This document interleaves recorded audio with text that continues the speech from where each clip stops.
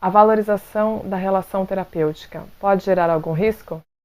Só haveria risco se você, assim, uma pessoa saudável, uma pessoa que é autêntica, incondicional e empática, a pessoa não corre nenhum risco. Assim, o risco de danificar. Só se essa incondicionalidade não é uma incondicionalidade verdadeira, a congruência não é uma congruência verdadeira e empatia, enfim, porque essas três coisas elas andam juntas. Deixa eu dar um exemplo, posso dar um exemplo? Um exemplo com uma estagiária minha, uma coisa bem... Ela atendia uma moça, ela era muito religiosa, minha estagiária, e sendo religiosa, ela tinha como valor para ela que quem é amante, né, ter amantes é uma coisa que não deve, porque significa um fracasso no matrimônio. Então, ela era casada, bem casada e tal, e tinha uma cliente que, entre outras coisas, era amante de alguém. Era casada e tinha um amante, era isso. E aí ela falou que no início, ela me falou que ficou um pouco assim. Eu falei, olha, se é alguma coisa que mexe muito com seus valores, talvez você não deva atender. Não, eu estou fazendo minha terapia para deixar, eu separe, então tá bom. E a terapia não ia bem. E ela me falou, Márcia, eu estou passando uma crise conjugal muito grande e tal e tal. A crise conjugal da estagiária é que ela descobriu que o seu maridaço tinha uma amante. Não era cliente não, mas tinha uma amante. Então, e ela ficou muito perturbada, porque isso era um valor muito forte para ela e tal.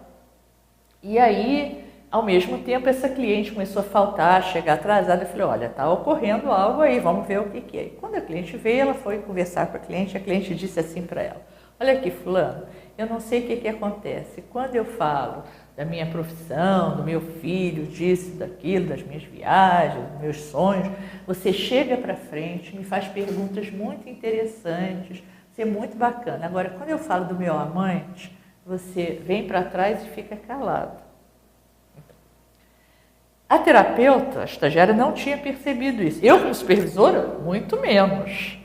Eu não tinha percebido essa condicionalidade da minha estagiária. Nem ela.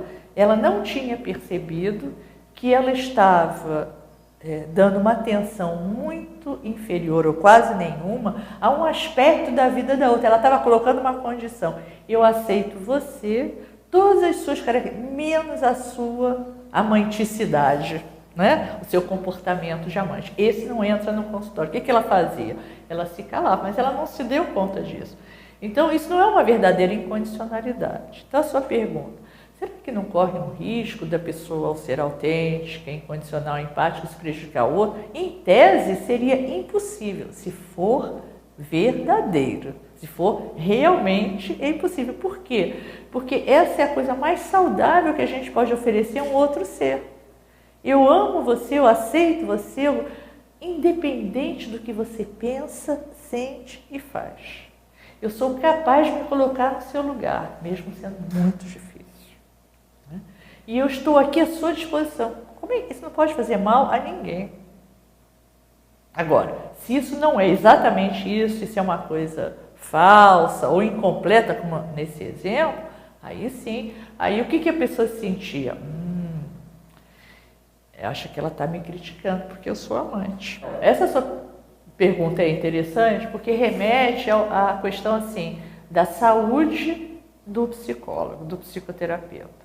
Não quer dizer que ele não tenha problemas, porque todos temos, mas quer dizer que ele está atento às suas limitações e possibilidades. Por isso, a principal característica do psicólogo, além do estudo, da ética, do conhecimento, da experiência, é a sua autoconsciência.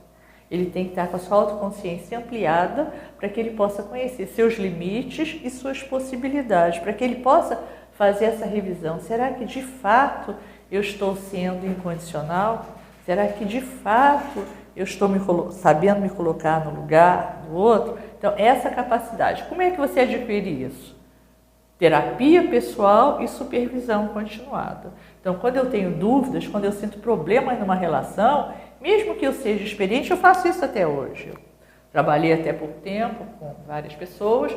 Enfim, eu falo, olha, eu quero conversar um pouquinho com você, porque eu não estou me sentindo muito bem nesse trabalho, ver se você me ajuda. Enfim, às vezes é uma questão pessoal. Então, mesmo que você tenha muita experiência, uma supervisão eventual e uma terapia pessoal são essenciais para essa autoconsciência ampliada, para você poder fazer essa avaliação. E um outro aspecto é que as pessoas são muito mais sábias do que a gente pensa. As pessoas sabem, em geral, elas sabem diferenciar quem é bom e quem não é bom. As pessoas em geral. Então, eu acho que existe uma seleção natural no mercado, né? É claro que em alguns casos não, as pessoas às vezes são tão solitárias, são tão dependentes que elas se apegam ao profissional como um modelo e aí sim é prejudicial. Então, por isso que nós temos um conselho para receber as denúncias de possíveis abusos, né, de manipulação, de sedução por parte do profissional. E a justiça mesmo, né? Isso acontece? Acontece. Mas é o mais comum? Com certeza não.